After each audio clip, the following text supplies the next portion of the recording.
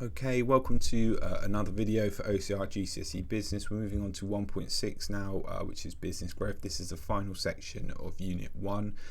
Quite a small section again, 1.6, but there's quite a lot of information in this. And I think from teaching this, I would say this is one of the areas in which students struggle with, because there's a little bit to get your head around towards the end of this presentation. But let's get started with business growth. So a few things to know here. So a merger is when two businesses agree that they want to join together. So you get, two mobile phone companies like, I don't know, EE and O2, and they think, do you know what, we're not going to compete against each other anymore. Let's come together and form a new business. They both want it. We refer to that as being a merger.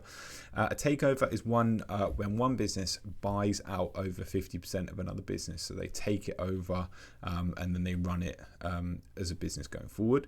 Organic growth is when a business just grows naturally by increasing sales. So it might be that they've just opened more shops, more stores, and they just grow that way. Sort of Nando's is a good example of organic growth. They grow from opening new stores. So this is the first one then. I went a bit far. So organic growth. This is also sometimes known as internal growth. This is growing from within. If you think about organic fruit and veg, it's fruit and veg that hasn't had like artificial preservatives or hasn't had like pesticides used on it and things like that. And it's kind of similar in how this works. It's not to do with the environment or anything, but it just means businesses grow, not artificially, they just grow by opening more stores, by increasing their sales. So increasing output is selling more products. That's a way of growing. By gaining new customers, so they might change their pricing strategy, open new stores, make their marketing better. That's also a way of doing organic growth. They might develop new products. Think about Apple and all the different products that they currently sell. That is a way of growing internally.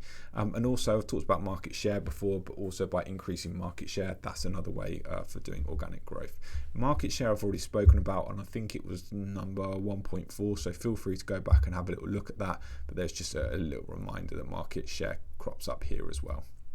So this is really important, this table. So it won't be a table in the exam, but this is just a nice way to remember all of the different external ways of growth. Okay, so you may want to pause this, print this out, whatever, draw this out on a table, but this is a really important little table.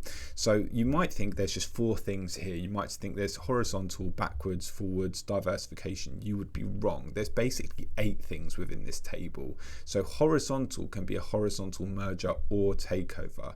Backwards vertical can be a backwards vertical merger or takeover. Forwards vertical can be a merger or a takeover, and diversification can be a merger or a takeover. That might sound really confusing and me saying there's 8 things here, but I'll explain as we go through. So these are all ways of growing externally. Okay, so not by just selling more products or anything like that, by growing, by doing something outside of the business. So in this situation here, we've got horizontal merger or takeover. This is when two businesses that are similar join together. Okay, so for example, Kraft is like an American version of Cadbury. When they came together, that was an example of a horizontal takeover. Kraft bought Cadbury out.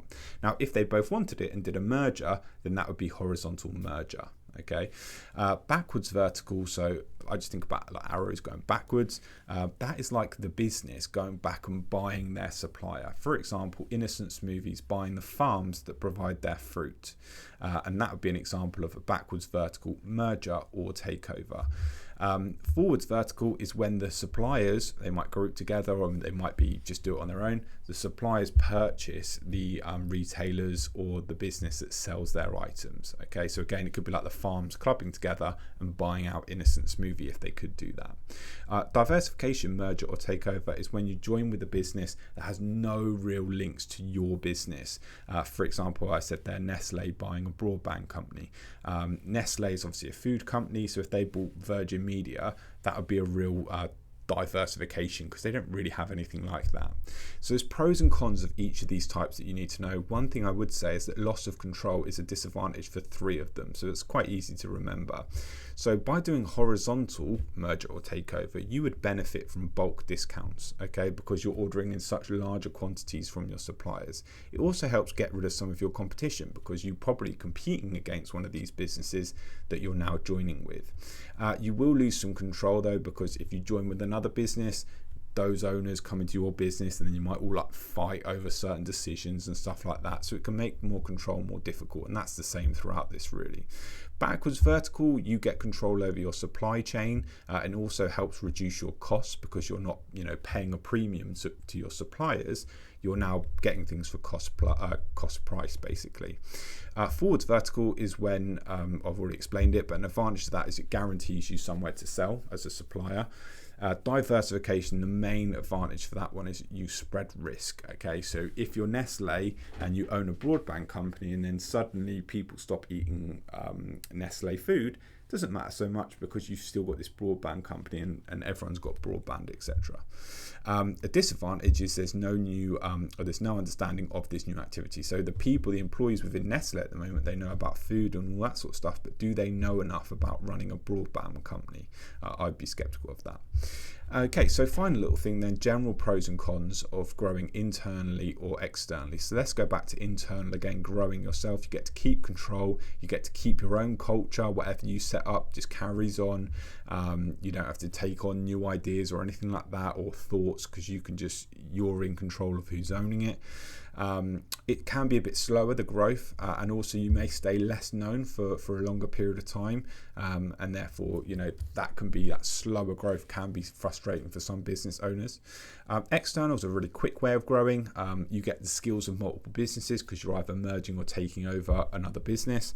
However, obviously loss of control, because you then have to, all your decisions have to go through somebody else, and it can get a little bit more difficult. And also, if the other business you're merging with has got lots of costs, you take them on when you merge or take over them. So if you might take over another business and then you realize they've got loads of financial problems, you would take over those debts because you are now the same business. So that's something to bear in mind as well. Okay, that's it. Thank you very much.